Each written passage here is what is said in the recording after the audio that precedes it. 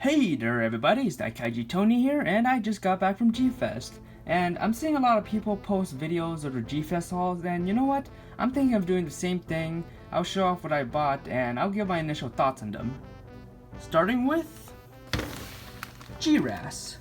Now, at first, I really hesitated on getting it because Marmot never really appealed to me. But, if you purchase this in the dealer's room, you would get a signature by Haru Nakajima and Ben Furia. And there was only 60 of these in the dealer's room and they went for $70, so it was a pretty good deal.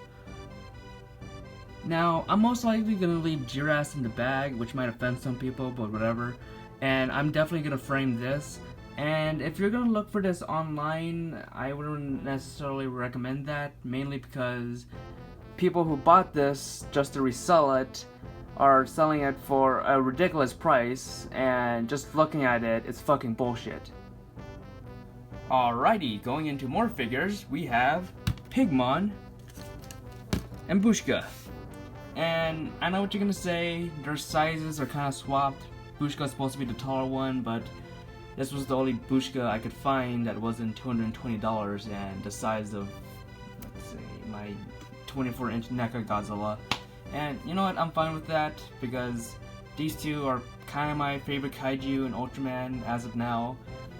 I really liked him in Ultraman R&B, and well, I always liked Pigman in general. Like, I remember seeing him in the original Ultraman series, and just look at him, and fucking, yeah. And Bushka, first time I saw him, like, what the fuck is this? It's some Five Nights at Freddy's shit, but I ended up doing some research, and yeah, he's a pretty cool character, and I like them, especially when they're, you know, paired together, despite not being size accurate.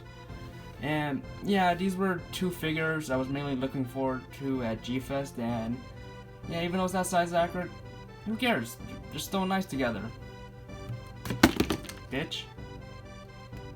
So yeah, I remember like when I first got him, he was covered in dirt and dust and I don't know, maybe some cobwebs inside of him, so I had to like give him a good rinse. Hello darkness, my old friend,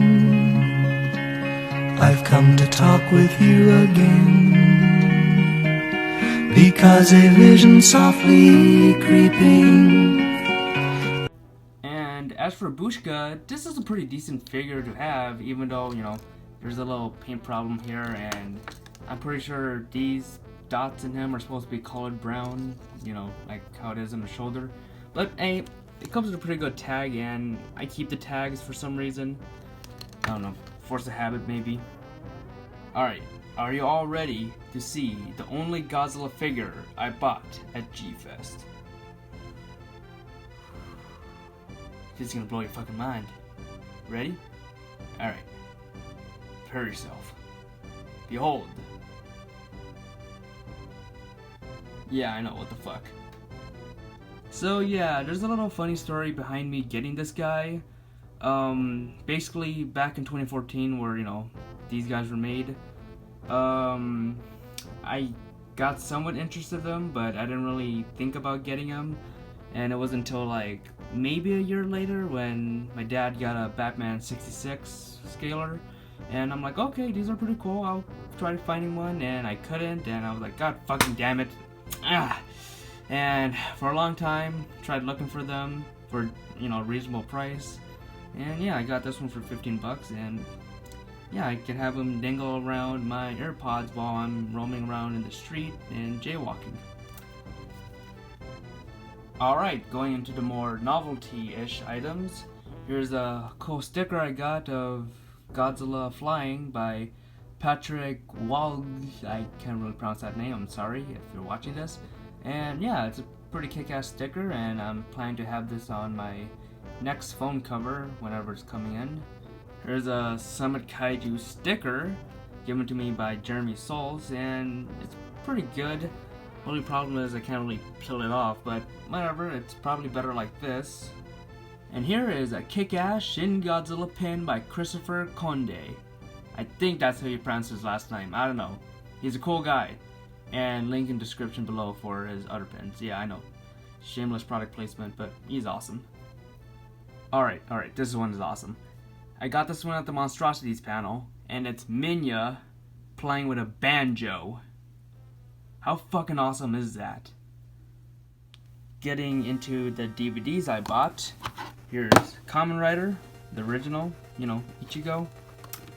Episodes 1 to 41. Here's the rest of them, episodes 42 to 98. So yeah, I'm gonna be busy with this shit. Kamen Rider Zeto, not to be confused with that time-traveling bitch Zio. And if you can't tell from my awesome t-shirt that I got at TeePublic by TitanGoji, link in the description, shameless product placement, motherfucker.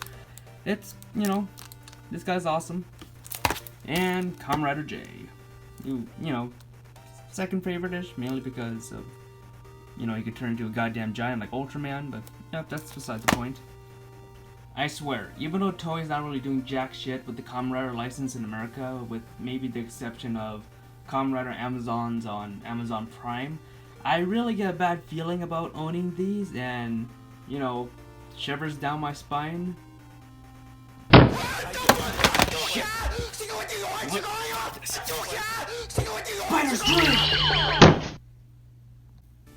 Whoop, with that shit out of the way, and my last name being Yamashiro, here's this awesome print I got by Matt Frank, and yeah, signed, and safe to assume that this is my favorite artwork by Matt Frank. Yeah. I also got this pretty kick-ass print from Jeff Zonro. Only problem is the signature, it's kind of smudged in with the plastic bag, and it kind of shows up on here, but that's alright, nothing's perfect. Speaking of Jeff Zonro, he signed a stack of my Godzilla comics that he worked on, and it was nice of him. Continuing with the comics, here's Primal Warrior Draco Azul by Andres Perez, Tyler Souls, Ed Perry, and cover art by Jeff Zonro. And all I really have to say is that this is a pretty badass comic in itself, and, you know, I might do a little review of this in the future, maybe. And I'll link Andres' channel, KaijuNoir, in the description below. Also, kick-ass poster, yeah. Going into the signed items, here's my Heisei Gamera Trilogy Blu-ray signed by Shusuke Kaneko, and really, he was a kind person. For someone who seemed stressed out, he was really calm and collected about it, and he was nice enough to notice that I resembled L from his Death Note movie. And holy shoot, I just realized that his signature is like coming out of Gamera's mouth. It's matching with the flame. That's fucking nice. Last but not least, Life magazine of Godzilla signed by Akira Takanara. And to put it short, it was worth the wait. Sure, the line was as long as the hallway, but finally getting to see him again and having him sign this just alone serves as a memory of my whole GWrasse experience, and whew, yeah. But considering all the people I got to meet and hang out with this GWrasse, and getting to experience the things I missed out last time I was there, like the Pigman Theater, special panels, the after party, and more, I don't think there will ever be a GWrasse like this for me again, and that really means something about this GWrasse.